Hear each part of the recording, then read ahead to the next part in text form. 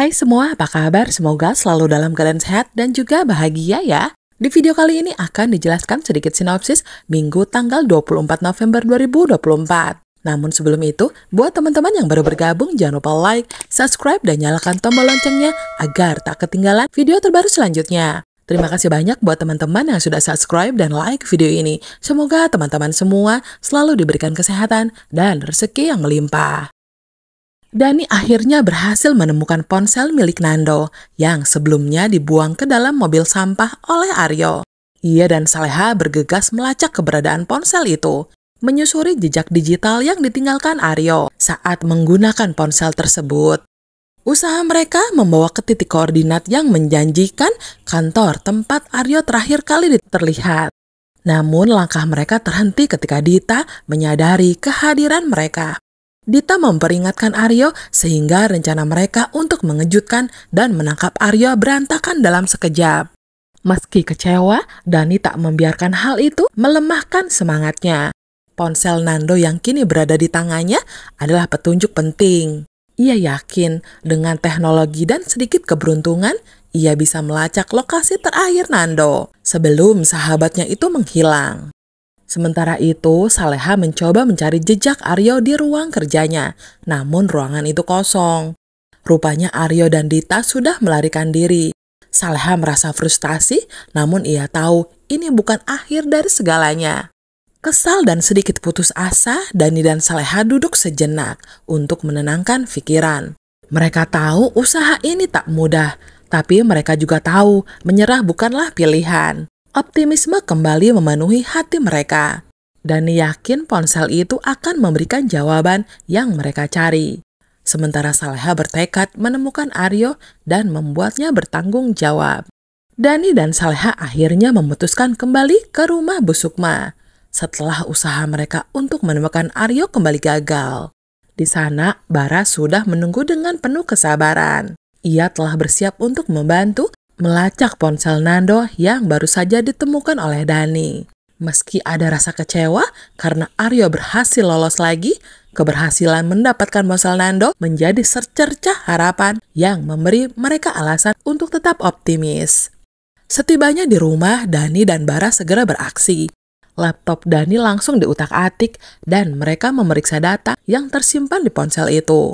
Dengan fokus penuh, keduanya melacak titik lokasi terakhir yang terekam sebelum ponsel itu berpindah tangan. Bagi mereka, ini bukan sekedar teknologi. Ini adalah kesempatan besar untuk mengetahui di mana Nando berada. Saleha yang sudah diliputi rasa cemas hanya bisa mempercayakan usaha itu kepada Dani dan Bara sambil menguatkan hatinya. Sementara di sudut ruangan, Bu Sukma dan Saleha terus berdoa dalam keheningan. Rasa khawatir Saleha terhadap keselamatan suaminya makin tak terbendung. Tetapi ia mencoba menggantungkan harapannya pada ikatan batin yang selalu ia rasakan. Ia yakin meski situasinya sulit, mereka akan menemukan Nando dalam keadaan baik-baik saja. Suasana di rumah itu dipenuhi campuran ketegangan dan harapan. Namun semangat mereka tetap menyala, menolak menyerah hingga akhir. Sementara itu, Dita akhirnya berhasil membalikan keadaan, mengambil kendali penuh atas Aryo, pria yang selama ini menjadi sosok dominan dalam hidupnya. Dita yang biasanya hanya mengikuti perintah dan rencana Aryo, kini berdiri di atas angin. Semua itu terjadi setelah ia berhasil menyelamatkan Aryo dari situasi genting. Ketika kebenaran hampir terungkap bahwa Aryo telah memalsukan suara Nando untuk mengelabui Saleha. Dalam diam, Dita menyadari satu hal penting. Aryo tak lagi memiliki siapapun yang mendukungnya. Hanya dirinya yang tersisa. Dan ia tak akan menyia-nyiakan kesempatan ini untuk menjadi penentu arah permainan. Merasa tak punya pilihan, Aryo mulai mengikuti langkah-langkah yang disarankan oleh Dita. Meski sulit baginya untuk melepaskan ego, ia tahu bahwa posisi Dita kini lebih kuat. Di sisi lain, Aryo juga mulai memahami bahwa Saleha mungkin telah mencium manipulasi yang ia lakukan. Situasi ini membuatnya semakin terpojok, dan ia terpaksa menaruh kepercayaan pada Dita, orang terakhir yang masih bertahan di sisinya. Meski hubungan mereka kini berubah, tak ada yang tahu apakah Dita benar-benar berniat membantu atau hanya memanfaatkan Aryo untuk tujuan lain. Setelah itu, Aryo tiba di rumahnya dengan emosi yang membara. Langsung menuju ruangan tempat Nando disekap. Wajahnya memerah penuh amarah, sementara pikirannya dipenuhi rasa frustasi. Semua rencana liciknya terhadap Saleha tak berjalan sesuai harapan.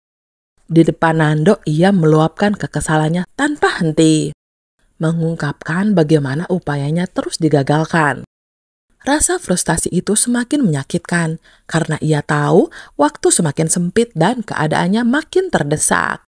Di sudut ruangan, Nando meski tubuhnya lemah menyambut luapan kemarahan Aryo dengan senyuman tipis.